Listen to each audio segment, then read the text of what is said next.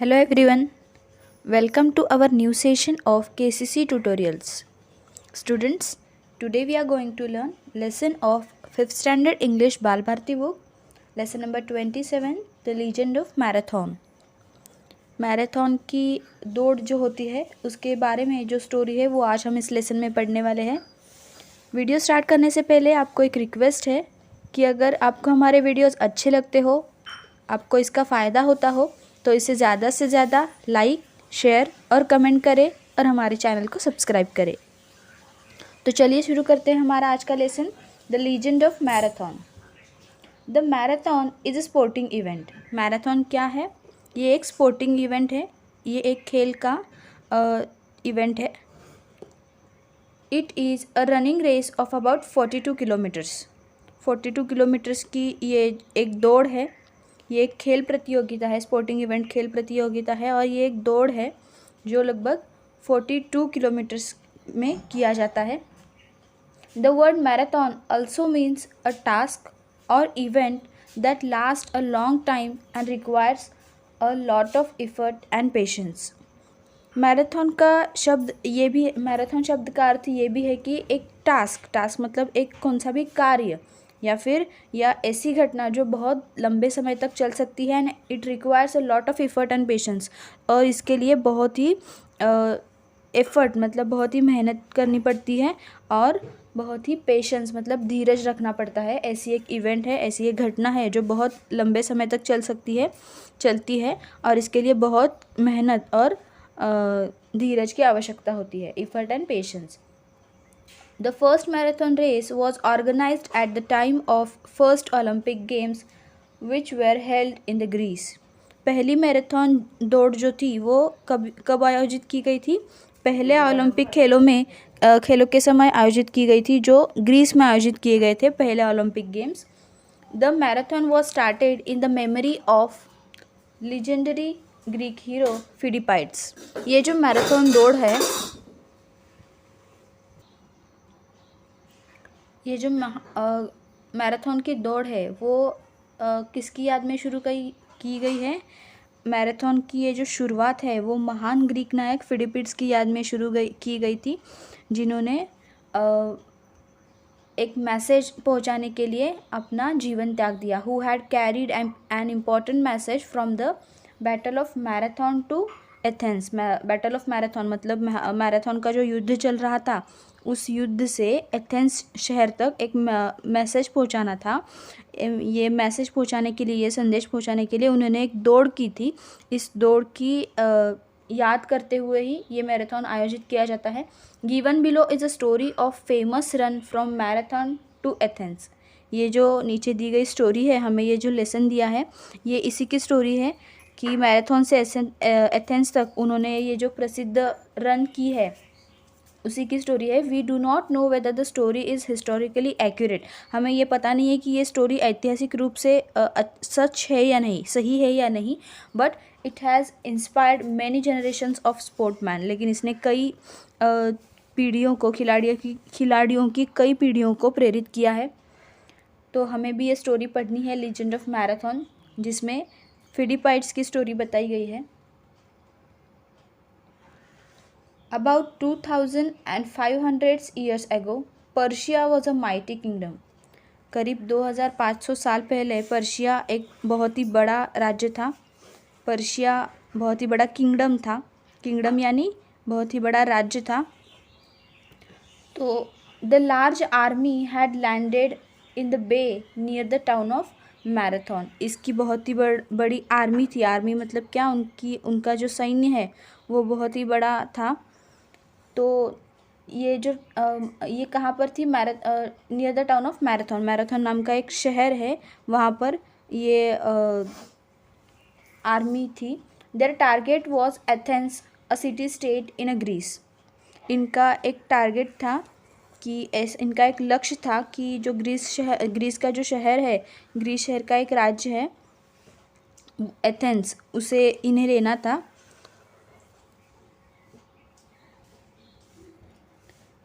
तो ये जो पर्शिया राज्य था, पर्शिया किंगडम था, उसकी बहुत ही बड़ी सेना थी जो मैराथन शहर के पास एक खाड़ी में उतरी थी और इनका एक लक्ष्य था कि एथेंस शहर जो है ग्रीस का, उसे इन्हें लेना था। A city state in Greece. Athens had a small army compare to the Persian one. लेकिन एथेंस जो शहर था उनकी तुलना उनकी सेना बहुत ही छोटी थी फारस की तुलना, पर्शियन लोगों की तुलना में। पर्शियन लोगों की जो आर्मी है वो बहुत बड़ी थी और एथेंस लोगों की बहुत ही छोटी सेना थी। But the Athenian soldiers were very brave. लेकिन एथेनियन सोल्जर जो थे वो बहुत ही ब्रेव थे, बहुत ही शूरवीर, ऐसे बहादुर ऐसे थे। They had face the Persians before but they needed help from other Greek kingdoms now. इससे पहले भी इन पर्शियन लोगों का सामना उन्होंने किया था, लेकिन अब उन्हें यूनानी राज्यों की थोड़ी सी मदद चाहिए थी, थोड़ी सी मदद की ज़रूरत थी। They decided to send a special messenger to the neighbouring kingdom of Sparta. तो उन्होंने एथेंस के लोगों ने ऐसा डिसाइड किया कि एक विशेष मैसेंजर, विशेष दूत को भेजा जाए जो मैसेज दे सके आजू बाजू के जो राज्य है, नेबरिंग किंगडम ऑफ स्पार्टा, उनका पड़ोसी राज्य है स्पार्टा, उस राज्य में एक विशेष दूत भेजा जाए ये मैसेज देने के लिए कि हमें आपकी सेना की ज़रूरत है। His name was Pheidippides. तो ये मैसेंजर कौन था, उसका नाम है फिडिपाइड्स। तो हम इस फिडिपाइड्स की स्टोरी पढ़ रहे हैं। ये अभी फिडिपाइड्स क्या करता है, मैसेज लेकर जाता है। Pheidippides was a young man who served as a day long runner. Pheidippides जो था वो डे लॉन्ग रनर मतलब बहुत एक ही दिन में काम करता था। ये ऐसा व्यक्ति था, एक ऐसा यंग था, यंग मतलब बहुत ही युवा इंसान था जिसने दिन भर चलने वाले धावक के रूप में काम किया था, मतलब दिन भर ये चलता था, इतना उसका स्टैमिना था। He ran to Sparta like a wind. तो ये स्पार्टा पहुंच गया, हवा की तरह दौड़ गया। He covered the distance of nearly 100 kilometres in a day. जैसे उसको बताया गया कि तुम्हें एक मैसेज पहुंचाना है स्पार्टा इस किंगडम में, तो वो हवा की तरह दौड़ने लगा और ये दौड़ते दौड़ते उसने लगभग एक ही दिन में 100 किलोमीटर की दूरी तय कर दी। He cover the distance of nearly 100 kilometres in a day. 100 kilometre की दूरी उसने तय कर दी। But alas the people of Sparta were busy with some ceremonies. लेकिन उसका कुछ फ़ायदा नहीं हुआ क्योंकि स्पार्टा के जो लोग थे वो उनके कुछ सेरेमनीज में बिजी थे, उनके कुछ फंक्शंस चल रहे थे, समारोह चल रहे थे, इस समारोह में वो बिजी थे। They did not want to join the battle immediately. और उन्हें अभी कोई भी बैटल नहीं करना था, कोई भी युद्ध उन्हें अभी करना नहीं था, कोई भी लड़ाई में शामिल होना नहीं चाहते थे वो। Pheidippides took this message back to Athens with heavy heart but on the light feet. Pheidippides ने उनका ये संदेश एथेंस तक फिर से पहुंचाया, बहुत ही दुखी होकर, विथ हेवी हार्ट मतलब उसे बहुत बुरा लगा क्योंकि उन्होंने मदद के लिए मना कर दिया, और इसीलिए with heavy heart but on light feet मतलब जल्दी ही उसने ये मैसेज एथेंस तक पहुंचाया। भारी मन से उसने ये मैसेज अपने अपने शहर में पहुंचाया। Again he ran 100 kilometres within a day. तो फिर जब ये जो स्पार्टा था, स्पार्टा से फिर एथेंस आने तक उसने 100 किलोमीटर की डिस्टेंस एक ही दिन में कवर कर दी। When the generals of Athens heard the cold Spartan response, they did not lose heart. लेकिन एथेंस के ये जो जनरल थे उन्होंने ये जो स्पार्टन लोगों की प्रतिक्रिया सुनी, when they listen the reply of Athens, reply of Sparta, then फिर भी उन्होंने they did not lose heart, फिर भी उन्होंने हार नहीं मानी। They were ready to fight their own. ये खुद लड़ने के लिए तैयार थे, अपने दम पर लड़ने के लिए तैयार थे। The Persian army was watching Athens like a cat watches a mouse hole. लेकिन ये जो पर्शियन आर्मी थी ये एथेंस को ऐसे देख रही थी जैसे कि माउस होल के बाहर एक बिल्ली बैठी रहती है, ऐसे देख रही थी, क्योंकि उन्हें इस शहर पर अटैक करना था, इनसे लड़ना था। So they decided to launch a surprise attack on the Persians. तो इसीलिए उन्होंने ऐसा फैसला किया कि उन पर अचानक से वार करते हैं, अचानक से अटैक करते हैं। The Athenian general send their flanks round the Persian forces like speeding arrows and began to draw them in. इसलिए उन्होंने ये जो पर्शियन आर्मी थी उन पर सरप्राइज़ हमले शुरू कर दिए, मतलब अचानक से हमले शुरू करना चालू किया। और तीरों को उन्होंने तेज़ कर दिया, मतलब अपने तीर भेज दिए। ये जो जनरल थे, एथेनियन जनरल थे, उन्होंने क्या किया, अपनी ताकतों से अपने तीर भेज दिए, जैसे कि स्पीडिंग एरोज़ मतलब तेज़ तीर कर दिए और उन्हें अंदर खींचना शुरू कर दिया। Began to draw them in. The Persian were not ready for the battle. लेकिन अभी पर्शियन लोग युद्ध के लिए तैयार नहीं थे, वो अभी सिर्फ देख रहे थे। अभी आगे देखिए क्या होता है।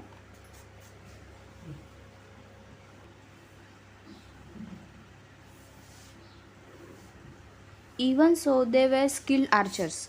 फिर भी ये कुशल ऐसे आर्चर्स थे, धनुर्धर थे, कुशल धनुर्धर थे। They showered arrows on the soldiers of Athens.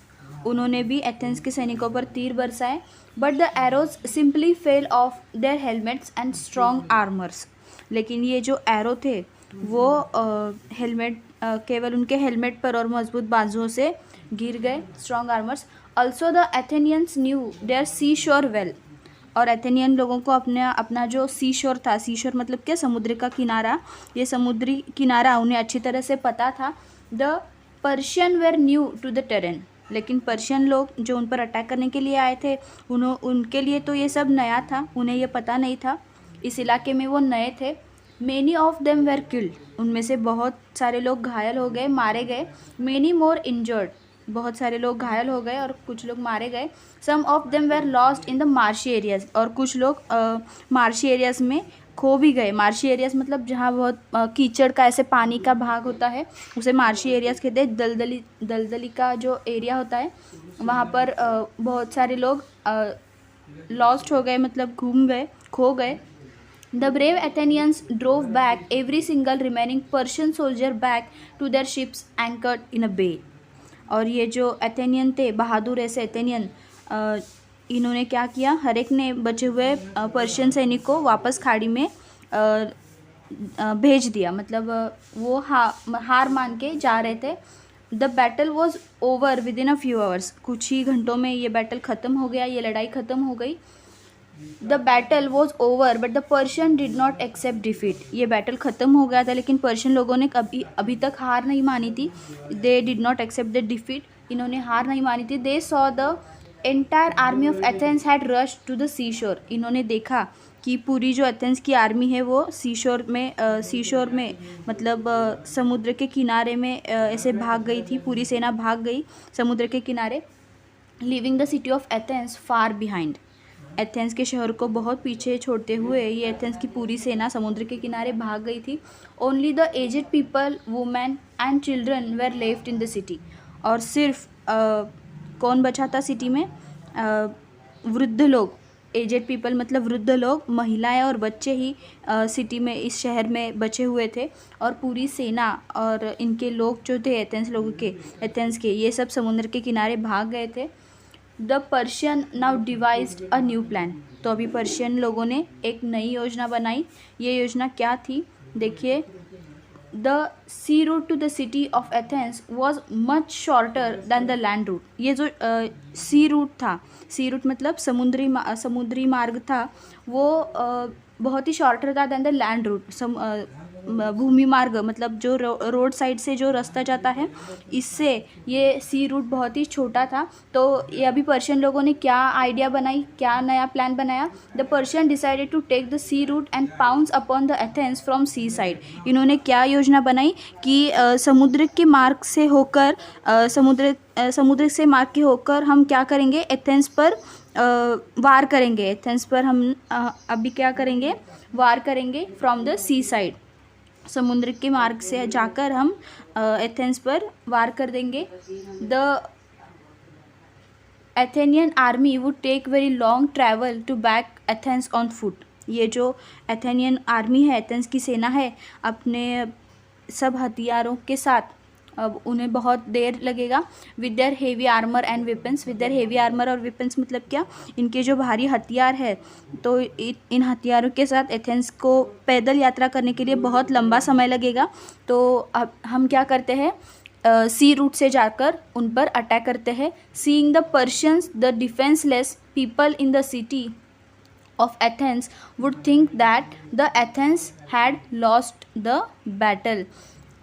इन्होंने क्या ऐसा उन्होंने सोचा कि पर्शियन लोगों को देखकर एथेंस के शहर के जो रक्षाहीन लोग सोचते हैं कि एथेंस लड़ाई में हार गया है, then it would be easy for the Persians to take over the city. तो पर्शियन लोगों को शहर पर कब्जा करने के लिए आसान होगा. Persian it is easy for the Persian to take over the city. The Athenian generals too were good strategist. ये जो एथेनियन के जनरल थे वो भी एक अच्छे स्ट्रेटेजिस्ट थे. स्ट्रेटेजिस्ट मतलब रणनीतिकार थे. When they saw the Persian fleet leave in a hurry. जब उन्होंने देखा कि ये जो पर्शियन के सैनिक थे वो बहुत ही जल्द ही में उन्होंने छोड़ दिया था, वो छोड़कर जा रहे थे. Persian fleet leave in a Hari. They understood the Persian plan. तो उन्हें समझ आया कि पर्शियन लोगों की कुछ तो योजना है. They resolve to go back to Athens as fast as possible to defend it. तो उन्होंने ऐसा फैसला किया कि जल्द से जल्द हमें एथेंस को बचाने के लिए यहाँ से जाना चाहिए. उन्होंने इसका बचाव करने के लिए जितनी जल्दी हो सके, एज़ फास्ट एज मतलब जितनी जल्दी हो सके एथेंस वापस जाने का फैसला किया. But it was very necessary to let the people of Athens know that they had won. लेकिन एथेंस को लोगों को ये बात बताना बहुत ज़रूरी थी कि एथेंस के लोग ही इस युद्ध में जीत गए हैं. उन्हें ये बताना बहुत ज़रूरी था. Then they would not open the city gates to the Persian. तो जब उन्हें पता चलेगा कि एथेंस के लोग जीते हैं इस युद्ध में, तभी वो पर्शियन लोगों के लिए ये सिटी गेट्स नहीं खोलेंगे. या फिर क्या होगा, अगर एथेंस के लोगों ने पर्शियन लोगों के लिए सिटी गेट्स खोल दिए तो पर्शियन लोग अंदर जाएंगे और उन पर अटैक कर देंगे. यही योजना थी पर्शियन लोगों की कि सी रूट से जितना जल्दी हो सके उतना जल्दी हम जाएं. पर्शियन लोग की ऐसी योजना थी और एथेंस के शहर पर अटैक कर दे. वहाँ पर जो एथेनियन लोग हैं जो सिटी में बचे हुए हैं, जैसे महिला है, वृद्ध है और बच्चे हैं, तो ये सोचेंगे कि हमारे पास हथियार नहीं है, मतलब एथेंस हार गया है और पर्शियन लोग जीत गए हैं, पर्शियन की सेना जीत गई है, तो वो लोग हमें अंदर आने देंगे. लेकिन एथेंस की सेना को इनका प्लान का पता चल गया था. तो एथेंस की जनरल ने क्या फ़ैसला किया कि उनसे पहले हमें एथेंस पहुंचना है और एथेंस जाकर ये बात एथेंस के लोगों को बतानी है कि एथेंस की सेना की जीत हुई है. They would wait for the victorious Athenian army to return. तब वे शहर के फाटकों पर विजयी एथेनियन जो सेना है उनका लौटने का इंतज़ार करेंगे. जब भी उन्हें पता चलेगा कि एथेंस की सेना जीत गई है, the city would be safe. और हमारा जो शहर है वो सुरक्षित रहेगा. Who would take this message to them. लेकिन उन तक ये मैसेज पहुंचाएगा कौन? जितनी जल्दी हो सके उन तक ये मैसेज पहुंचाना था कि पर्शियन लोगों को अंदर ना आने दे, क्योंकि एथेंस की सेना की जीत हुई है और एथेंस की विजय की तैयारी करे. ये मैसेज उन तक पहुंचाना था. The message must be delivered before the Persians reach there. Persian लोग वहाँ पर पहुँचे उससे पहले ये मैसेज उन्हें पहुँचाना था, ये संदेश उन्हें देना था. Who would travel faster than the Persian ships and that too on a longer route. Persian लोग कैसे जा रहे थे? सी रूट से जा रहे थे, जो बहुत ही छोटा था. और ये जहाज़ों से जा रहे थे, सी रूट से जा रहे थे. ये पर्शियन जहाज़ों की तुलना में कौन तेज़ी से यात्रा करेगा और इतने लंबे मार्ग पर. लेकिन ये कौन था? Who else but Philippides. और ये कौन था जिसने ये मैसेज पहुंचाया? ये था फिलिपाइट्स. अभी फिलिपाइट्स देखिए क्या करता है. Philippides had already completed a run of more than 200 kilometres just the day before. अगले ही दिन फिलिपाइट्स ने एक ही दिन में 200 मीटर की जो धाव थी वो पूरी कर दी थी. 200 किलोमीटर्स का रन उसने पूरा किया था. But he was a brave young man. लेकिन ये बहुत ही बहादुर ऐसा यंग मैन था, बहुत ही ब्रेव था. He would do anything for his state. अपने राज्य के लिए, अपने किंगडम के लिए कुछ भी कर सकता था. Also this time he was to carry a happy message. और अभी इस बार भी उसने एक हैप्पी मैसेज पहुंचाना था उसे इस बार भी। It was not easy for Philippides to reach Athens sooner than the Persians did. ये फिलिपाइट्स के लिए भी बहुत हार्ड था कि एथेंस की सेना पर्शियन सेना की तुलना में एथेंस पहुंचना इसके लिए आसान नहीं था, बहुत ही हार्ड था। That is why this time he left the usual safe route and chose another one that pass through cliffs and mountains but was much shorter.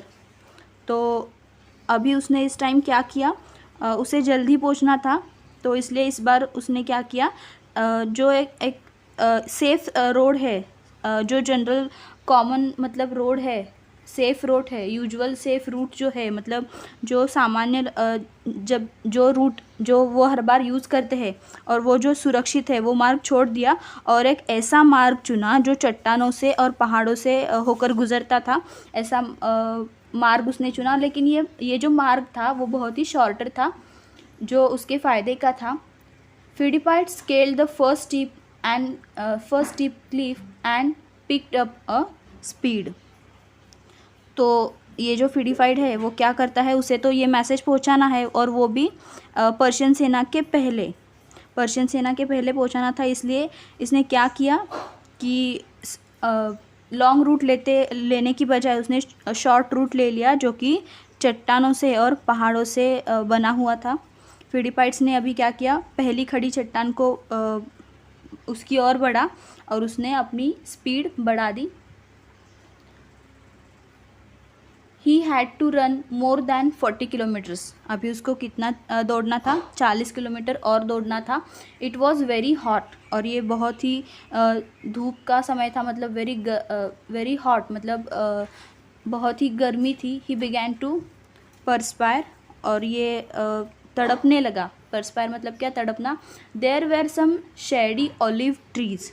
वहाँ पर सड़क के तरफ कुछ छाया देने वाले ऑलिव ट्रीज थे on one side of the road. But Philippides couldn't wait, लेकिन फिलिपाइट्स रुक नहीं सकता था। कुडंट रेस्ट, और आराम भी नहीं कर सकता था। वहाँ पर उसे रुकने के लिए कुछ टाइम ही नहीं था, क्योंकि उसे जल्द से जल्द वो मैसेज एथेंस के लोगों तक पहुँचाना था। He just ran on and on. वो दौड़ते ही गया, सिर्फ दौड़ रहा था। His heart began to beat faster. उसका जो दिल है बहुत ज़ोर से धड़कने लगा। He became weak with hunger and thirst. और वो भूख और प्यास से बहुत कमज़ोर हो गया। हंगर एंड थर्स्ट मतलब भूख और प्यास लगी थी उसे। बट ही डिडंट स्टॉप, लेकिन फिर भी वो रुका नहीं, ऐसे ही दौड़ता रहा। एट लास्ट, आखिर में Philippides came within the sight of city gates of Athens. End में क्या हुआ, आखिर में ये जो फिलिपाइट्स था वो एथेंस के शहरों के फाटकों को देखते हुए आया। उसकी दृष्टि में ये दिखने लगे, वो इतने पास आ गया सिटी के कि उसे सिटी गेट्स दिखने लगे। He was successful in his mission. वो अपनी मिशन में सक्सेसफुल हो गया था। वो एथेंस तक पहुंच गया था। पर्शियन आर्मी के पहले ये यहाँ पर पहुंच गया था। He had reached before the Persian army के पहले वहाँ पर वो पहुँच गया था। The people of Athens threw open the gates to Philippides. ये जो एथेंस के लोग थे उन्होंने फिलिपाइट्स के लिए अपना गेट खोल दिया, अपना जो फाटक है वो खोल दिया। What happen Philippides, do you bring good news? और ये जो एथेंस के लोग हैं वो पूछते हैं कि क्या हुआ फिलिपाइट्स, तुमने अच्छी खबर लाई है या फिर ऐसा वो पूछते हैं कि क्या हुआ, युद्ध में क्या हुआ, हम लोग जीते या फिर पर्शियन लोग जीते, पर्शियन की सेना जीती है, तुमने अच्छी खबर लाई है या बुरी खबर लाई है? तो ऐसा पूछने के बाद ये क्या कहता है Philippides, yes joy to you, we won. वो कहता है कि हाँ, आपके लिए खुशी की एक खबर लाई है, हम जीत गए, ऐसा वो 2 बार कहता है। As soon as the Philippides had delivered the message, जैसे उसने ये संदेश पहुँचाया, ही कोलैप्स्ड, वो गिर गया।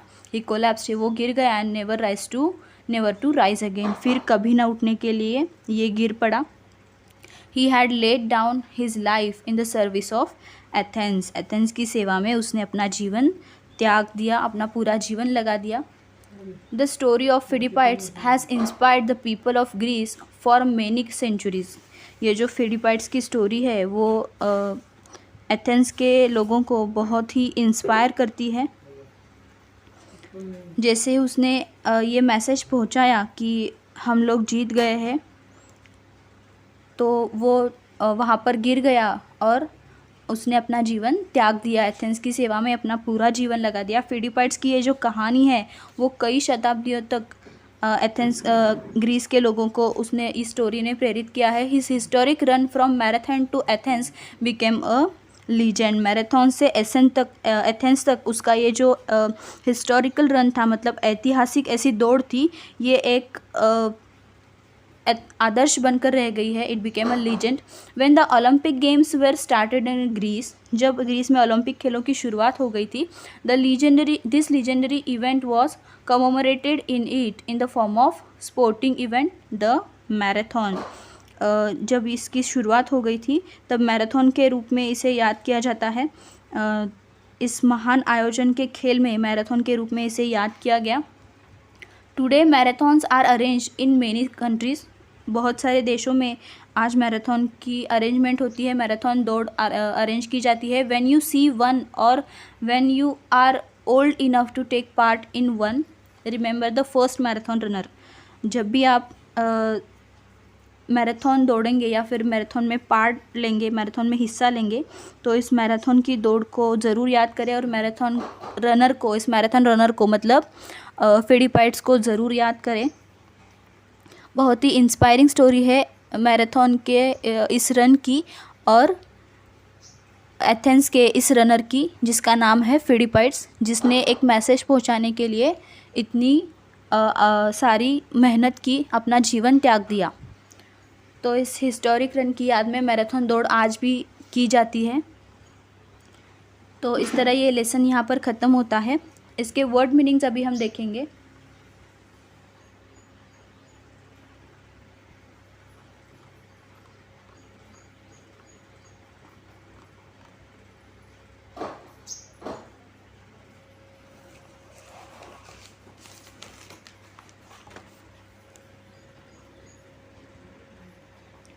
स्पोर्टिंग इवेंट मतलब खेल का कार्यक्रम, स्पोर्टिंग इवेंट मतलब खेल का कार्यक्रम।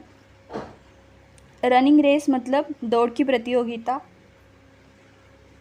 एफर्ट एंड पेशेंस मतलब एफर्ट मतलब क्या, प्रयास या फिर प्रयत्न, और पेशेंस मतलब धैर्य।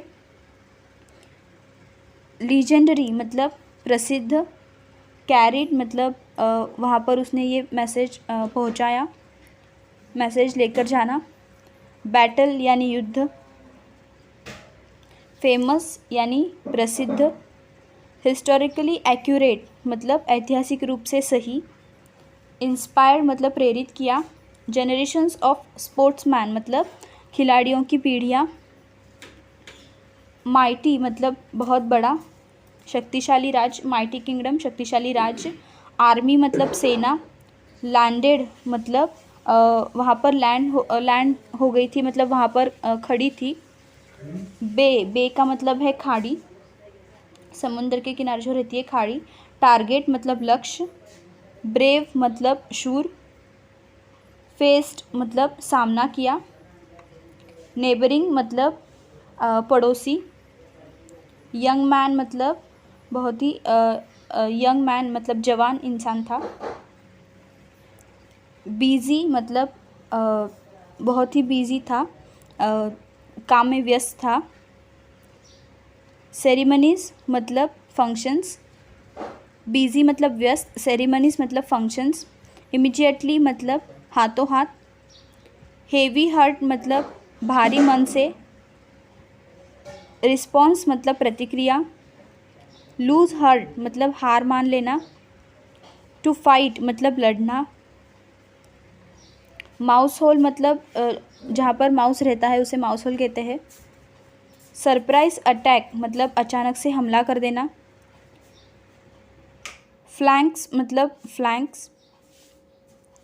स्पीडिंग एरोस मतलब तेज तीर। स्किल आर्चर्स मतलब कुशल धनुर्धर। एरोज मतलब तीर, सोल्जर्स मतलब सैनिक, हेलमेट्स मतलब हेलमेट, स्ट्रॉन्ग आर्मर्स मतलब शक्तिशाली हथियार, सी शोर मतलब समुद्र किनारा, टेरेन मतलब इलाका, किल्ड मतलब मार दिया, इंजर्ड जख्मी कर दिया, मार्शी एरियाज मतलब जहाँ पर पानी और कीचड़ ऐसे ही रहता है, दलदली का इलाका, एंकर्ड मतलब लंगर,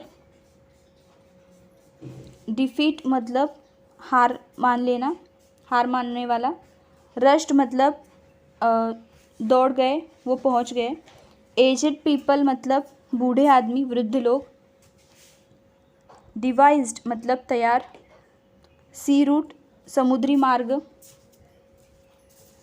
पाउंस मतलब झपटा से झपटना, झपटा, सी साइड मतलब समुद्र का किनारा, आर्मर एंड वेपन्स मतलब उनके जो हथियार थे, आर्मर्स थे, आर्मर एंड वेपन्स हथियार, डिफेंसलेस, डिफेंसलेस मतलब डिफेंस ना कर पाए, वो डिफेंसलेस थे, डिफेंस ना कर पाना, स्ट्रेटेजिस्ट मतलब रणनीतिकार,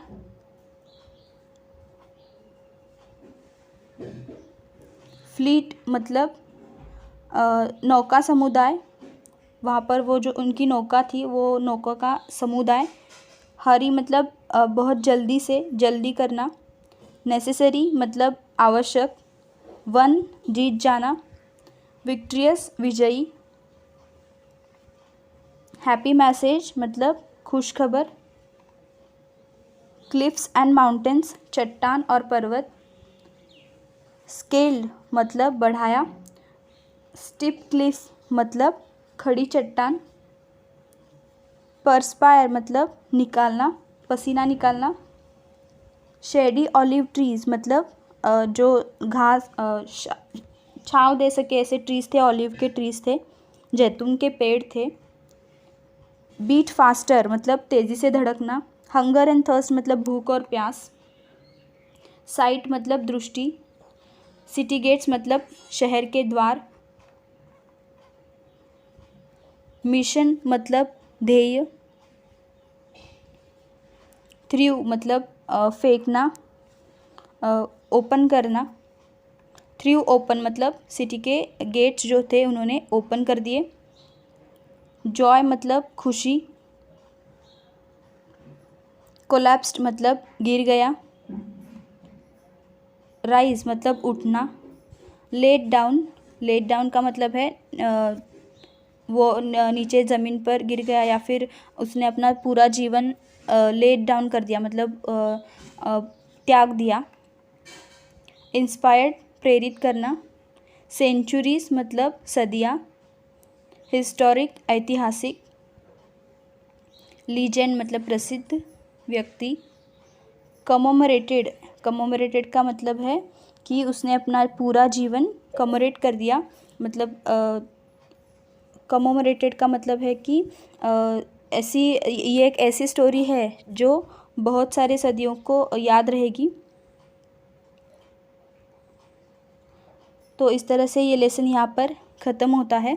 आपको अगर हमारा वीडियो अच्छा लगा हो तो इसे ज़्यादा से ज़्यादा लाइक, शेयर और कमेंट करें और हमारे चैनल को सब्सक्राइब करें। And thank you for watching our videos and good bye.